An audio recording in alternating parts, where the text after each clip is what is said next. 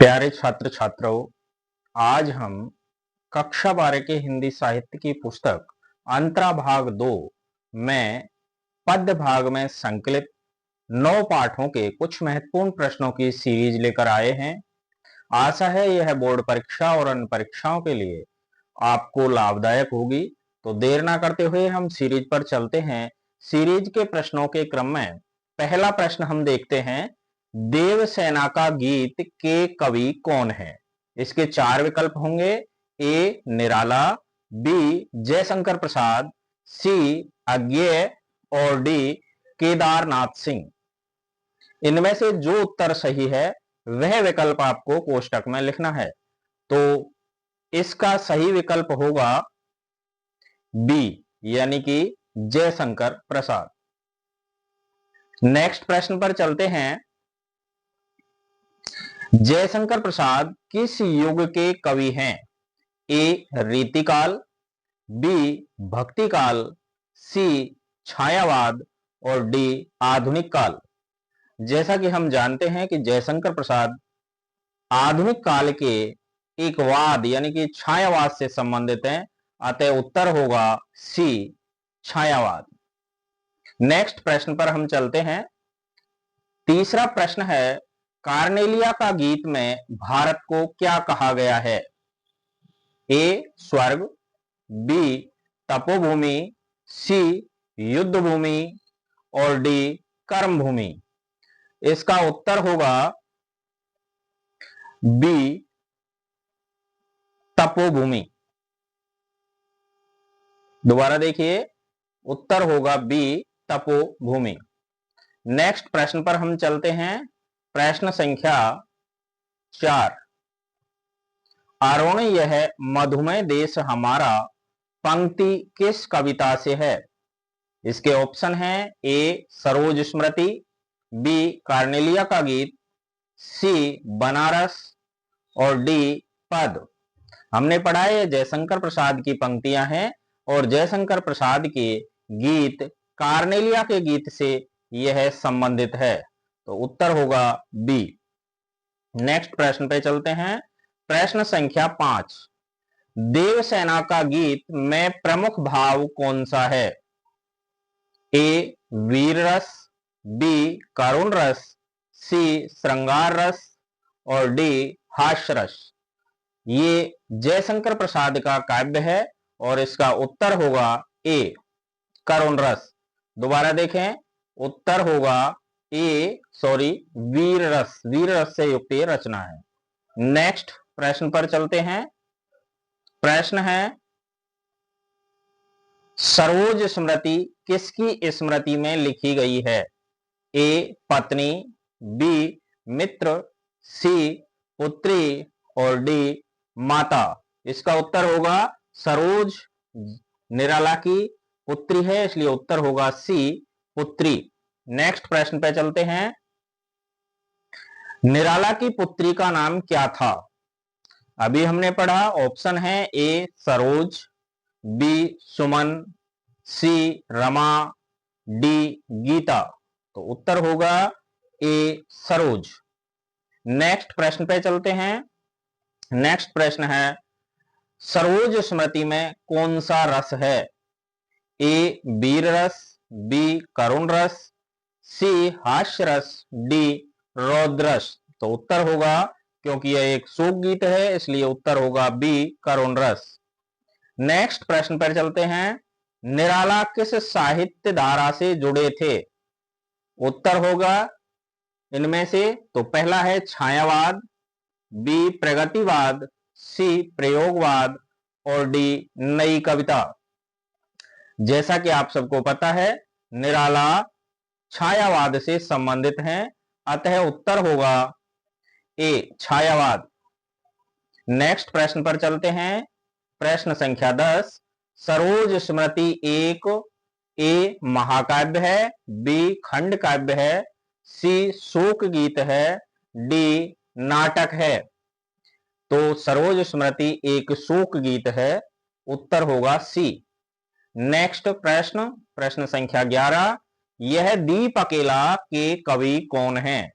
ए अज्ञेय, B निराला, सी प्रसाद और D रघुवीर साहब। तो उत्तर होगा ए, और ए पे कौन है? निराला, सॉरी अज्ञेय, सच्चिदानंद हीरानंद वात्सायन अज्ञेय। नेक्स्ट प्रश्न पर चलते हैं। अज्ञेय का वास्तविक नाम क्या था? तो अभी मैंने बताया अज्ञेय का वास्तविक नाम, तो ए उत्तर है सच्चिदानंद हीरानंद वात्सायन, बी है रामधारी सिंह, सी है केदारनाथ अग्रवाल और डी है नागार्जुन। तो उत्तर होगा सच्चिदानंद हीरानंद वात्सायन, उत्तर ए। नेक्स्ट 13वें प्रश्न पर चलते हैं। मैंने देखा एक बूंद, कविता में बूंद किसका प्रतीक है? ए जीवन का, बी मृत्यु का, सी प्रकृति का और डी संघर्ष का। तो उत्तर होगा ए जीवन का। नेक्स्ट प्रश्न पर चलते हैं। यह दीप अकेला, कविता में दीप का अर्थ है ए अकेलापन, बी व्यक्ति, सी समाज, डी मंदिर। तो उत्तर होगा बी व्यक्ति। नेक्स्ट प्रश्न पर चलते हैं। प्रश्न संख्या 15। अज्ञेय किस वाद के प्रमुख कवि हैं? ए छायावाद, बी प्रयोगवाद, सी भक्तिवाद और डी रीतिवाद। तो हम जानते हैं अज्ञेय प्रयोगवाद के कवि हैं, तो उत्तर होगा बी। नेक्स्ट प्रश्न पर चलते हैं। बनारस कविता के कवि कौन हैं? ए अज्ञेय, बी केदारनाथ सिंह, सी निराला, डी प्रसाद। तो उत्तर होगा बी केदारनाथ सिंह। इसके नेक्स्ट प्रश्न पर चलते हैं। दिशा कविता किससे संबंधित है? ए राजनीति, बी जीवन दृष्टि, सी युद्ध और डी इतिहास से संबंधित। तो उत्तर होगा बी, यानी कि जीवन दृष्टि से संबंधित। नेक्स्ट प्रश्न पर चलते हैं। प्रश्न संख्या 18। केदारनाथ सिंह किस कविता आंदोलन से जुड़े हैं? ए नई कविता, बी छायावाद, सी रीतिकाल और डी भक्तिकाल। उत्तर होगा ए नई कविता। केदारनाथ सिंह नई कविता के कवि हैं। नेक्स्ट प्रश्न पर चलते हैं। बनारस कविता में क्या चित्रित है? ए गांव, बी शहर का सांस्कृतिक जीवन, सी युद्ध और डी प्रकृति। तो इसका उत्तर होगा बी शहर का सांस्कृतिक जीवन। नेक्स्ट प्रश्न पर चलते हैं। प्रश्न संख्या 20। केदारनाथ सिंह की भाषा कैसी है? ए क्लिष्ट, बी संस्कृतनिष्ठ, सी सरल और बोलचाल की, डी उर्दू मिश्रित। तो इसका उत्तर होगा सी पर है सरल एवं बोलचाल की भाषा। नेक्स्ट प्रश्न पर चलते हैं। वसंत आया कविता के कवि कौन हैं? ए रघुवीर साहब, बी अज्ञेय, सी नागार्जुन और डी निराला। तो उत्तर होगा ए, और ए पर हैं रघुवीर साहब। नेक्स्ट प्रश्न पर चलते हैं। तोड़ो कविता का मुख्य संदेश क्या है? ए प्रेम, बी विद्रोह, सी भक्ति और डी प्रकृति प्रेम।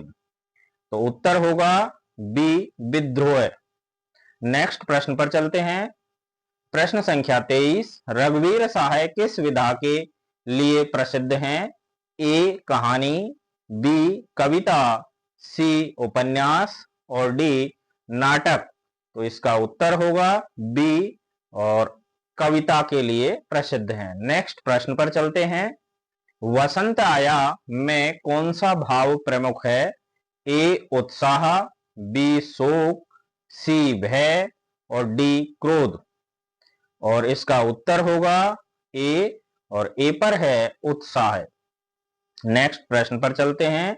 रघुवीर साहब की कविताएं मुख्यतः किससे जुड़ी हैं?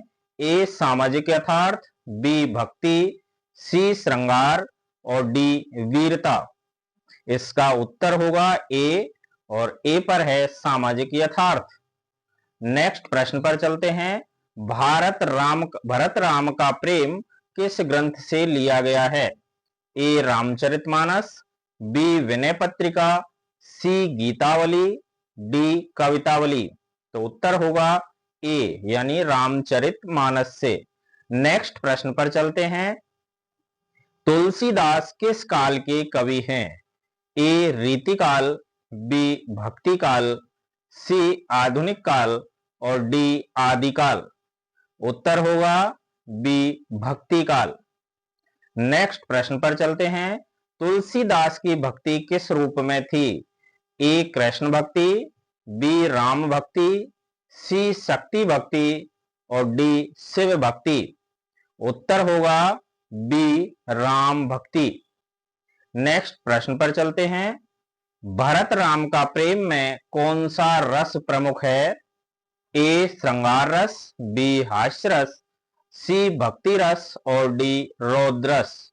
उत्तर होगा सी भक्ति रस।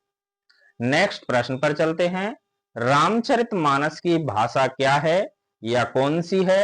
ए ब्रज भाषा, बी अवधी भाषा, सी खड़ी बोली, डी मैथिली। उत्तर होगा बी यानी अवधी भाषा। नेक्स्ट प्रश्न पर चलते हैं। 31वां प्रश्न। बारहमासा के रचयिता कौन हैं? बारहमासा के रचयिताओं में ए जायसी, बी विद्यापति, सी तुलसीदास, डी बिहारी। उत्तर होगा ए जायसी यानी मलिक मोहम्मद जायसी। नेक्स्ट प्रश्न पर चलते हैं।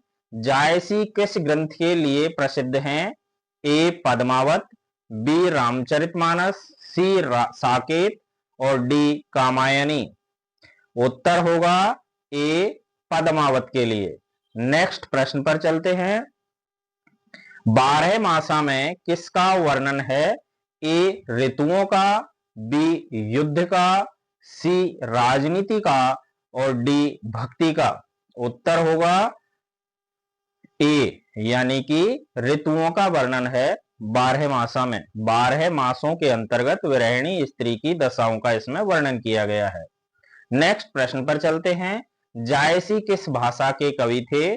उत्तर है ए अवधी, बी व्रज, सी संस्कृत और डी मैथिली। उत्तर होगा ए यानी अवधी। और अवधि में भी ठेठ ग्रामीण अवधि या ठेठ अवधि के नाम से हम जानेंगे। नेक्स्ट प्रश्न आता है। पद्मावत किस शैली में लिखी गई है? महाकाव्य, प्रेमाख्यान, नाटक या गीत। उत्तर होगा बी प्रेमाख्यान के अंतर्गत यह मानी जाती है। नेक्स्ट प्रश्न पर चलते हैं। विद्यापति किस भाषा के कवि थे? ए अवधी के, बी मैथिली के, सी ब्रज भाषा के, डी संस्कृत के। उत्तर होगा बी यानी मैथिली भाषा के कवि थे। वैसे विद्यापति ने संस्कृत, मैथिली में भी अपनी रचनाएं की हैं। विद्यापति के पद मुख्यतः किस पर आधारित हैं? ए वीरता पर, बी भक्ति एवं श्रृंगार पर, सी राजनीति पर, डी हास्य पर। उत्तर होगा बी भक्ति और श्रृंगार पर। नेक्स्ट प्रश्न पर चलते हैं। प्रश्न संख्या 38। विद्यापति को किसका कवि माना जाता है? ए राम भक्ति, बी कृष्ण भक्ति, सी शिव भक्ति, डी शक्ति भक्ति। उत्तर होगा बी यानी कृष्ण भक्ति। विद्यापति कृष्ण भक्त कवि थे। नेक्स्ट प्रश्न पर चलते हैं। विद्यापति किस काल के कवि हैं? ए भक्ति काल, बी आधुनिक काल, सी रीति काल, डी आदिकाल। इसका उत्तर होगा ए यानी कि भक्ति काल की राम कृष्ण भक्ति शाखा के कवि हैं। नेक्स्ट प्रश्न पर चलते हैं। विद्यापति की भाषा को क्या कहा जाता है? ए अवहट्ट, बी ब्रज, सी मैथिली, डी खड़ी बोली। उत्तर होगा सी मैथिली। नेक्स्ट प्रश्न पर चलते हैं। घनानंद किस काल के कवि हैं? ए भक्ति काल, बी रीति काल, सी आधुनिक काल और डी आदिकाल। उत्तर होगा बी रीतिकाल। नेक्स्ट प्रश्न पर चलते हैं। घनानंद की कविताओं में कौन सा रस प्रमुख है? ए वीर रस, बी श्रृंगार रस, सी हास्य रस, डी भक्ति रस। उत्तर होगा बी यानी कि श्रृंगार रस। नेक्स्ट पंक्तियों में प्रश्न पर चलते हैं। घनानंद किस भाषा में काव्य रचना करते थे? ए अवधी में, बी ब्रज भाषा में, सी मैथिली में और डी संस्कृत में। उत्तर होगा बी ब्रज भाषा में। नेक्स्ट प्रश्न पर चलते हैं। घनानंद की कविता की मुख्य विशेषता क्या है? ए नीति, बी विरह वर्णन, सी युद्ध वर्णन, डी भक्ति। उत्तर होगा बी यानी कि विरह का वर्णन। नेक्स्ट प्रश्न पर चलते हैं। घनानंद का संबंध किस काव्य धारा से है? ए नई कविता, बी छायावाद, सी रीतिमुक्त धारा, डी प्रयोगवाद। उत्तर होगा सी रीतिमुक्त धारा। नेक्स्ट प्रश्न पर चलते हैं। नई कविता के प्रमुख कवि कौन हैं? ए केदारनाथ सिंह, बी तुलसीदास, सी जायसी, डी विद्यापति। उत्तर होगा ए यानी केदारनाथ सिंह। नेक्स्ट प्रश्न पर चलते हैं। छायावाद के 4 प्रमुख स्तंभों में कौन शामिल नहीं है? ए प्रसाद, बी पंत, सी निराला, डी जायसी। उत्तर होगा डी जायसी। नेक्स्ट प्रश्न पर चलते हैं। सरोज स्मृति में कवि का दर्द किस कारण है?